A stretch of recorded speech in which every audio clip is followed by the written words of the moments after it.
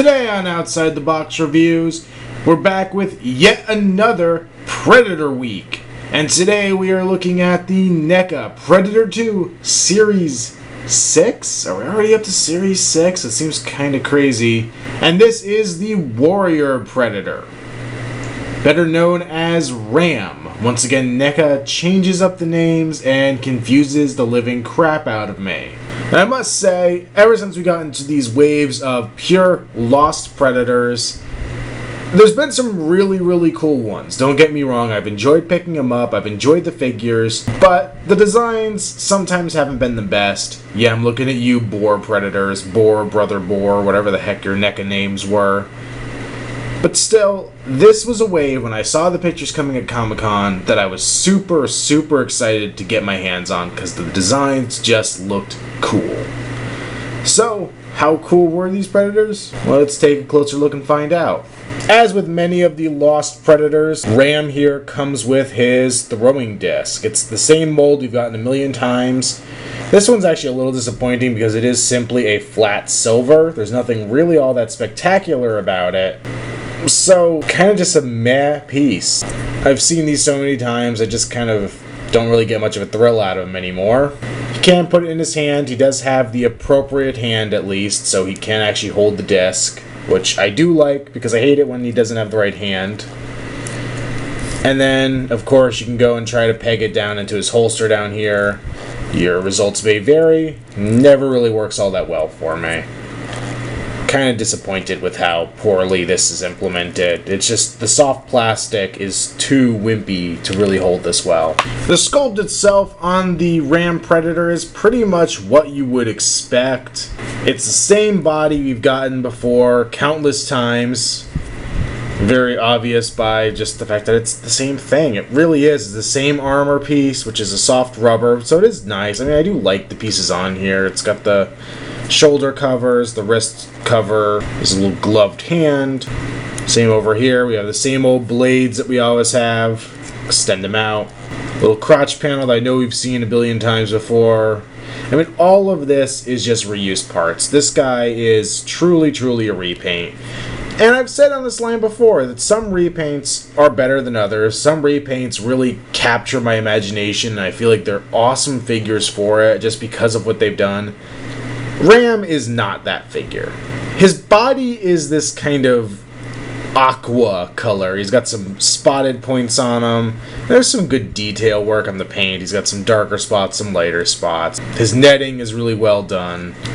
But overall, he's just kind of not the best color. And then they use bits of his body color to brush on to do highlights with his armor, which makes no sense to me. The fact that he has a silvery, bronzish armor and it's picking up his flesh tones just seems to be odd, and really it's highly noticeable on his gun here. It's got a lot of that color on it, and with the side of his wrist blade has a big splotch of it, which I don't like at all. What I do really like is this head sculpt. They really did a good job with this mask. It is a unique mask, and this is something we can always count on with these Predator figures, is to at least get a fresh head. Really intricately detailed, a lot of different little bits and pieces on it. I like the profile of it a lot, the more squared off look, which is very unique. He has the shorter dreads. I don't think they're quite as short as the Snake Predator, but they're pretty short, so it's a different look for this guy. I'll show off his back armor here a little bit for anybody who hasn't seen it a billion times. One thing with the paint on the mask, the one I picked up is kind of an abnormality from what I saw at the store. You can see he has these little stripes across the top of his head, and he has kind of a darker wash on the mask. All the other ones I saw at the store had a much lighter tone to the mask. It was a much brighter silver, it wasn't nearly as dark.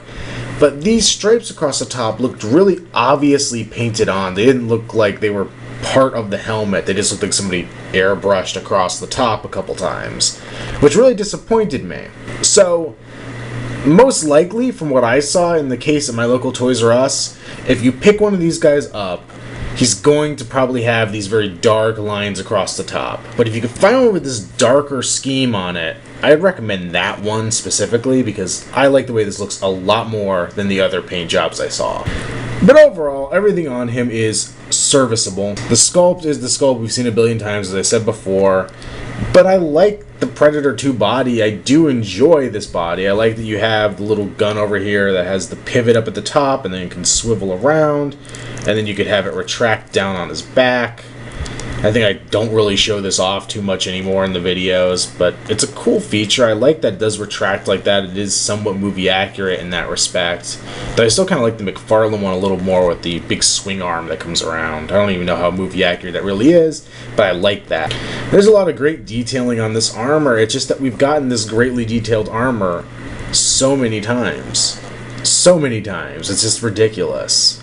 For articulation, he has a ball-jointed head with a wonderful range of movement, pin socket shoulders, up and down, forward and back, bend and swivel at the elbow, ball-jointed wrist, ball-jointed mid-torso, great leg joints, forward, back, out to the side, rotate the upper leg, bend the knee at 2 places, which is a little stiff on mine. The upper part of the knee joint's a little stiff, and ball-jointed feet.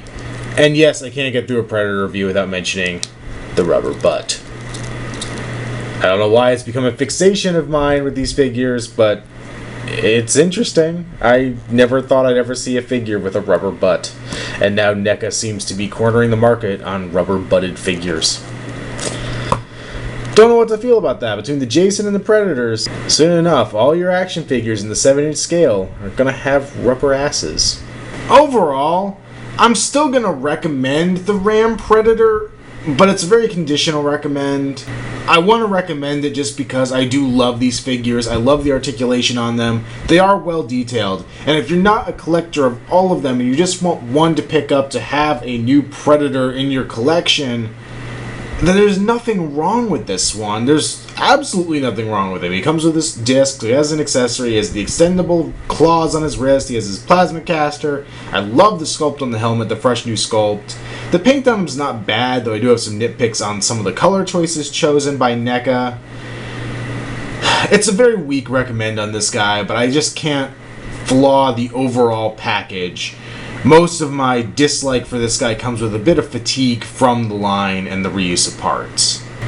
But that has been a constant struggle with this Predator line, so I really can't complain too much about it because I knew what I was getting into when I started this. As far as the Predator figures go, I've been all in on most of this line at least. I guess I can't say I'm all in on most of it. I've skipped a very select few figures, and even one of those I regret. I'm probably going to end up going back and trying to pick up. So I feel like he is a necessary addition to the Lost Clan. And on the plus side, after this wave, Lost Clan is done. No more needed figures to build out that troop. So if you've come this far, no reason not to pick up Ram. I want to end it with just saying I love the head sculpt. That's what it is to me. I really do dig the head sculpt they gave this guy. Make sure you check out Outside the Box Reviews on Facebook. I'll be posting pictures of finds and bits of my collection so you can see the overall thing. You can also let me know if you see something in those pictures you want me to get reviewing sooner rather than later. So come join me over there. I'll put the link in the bottom bar. And until next time, this has been another Outside the Box Review. Stay tuned for more to come.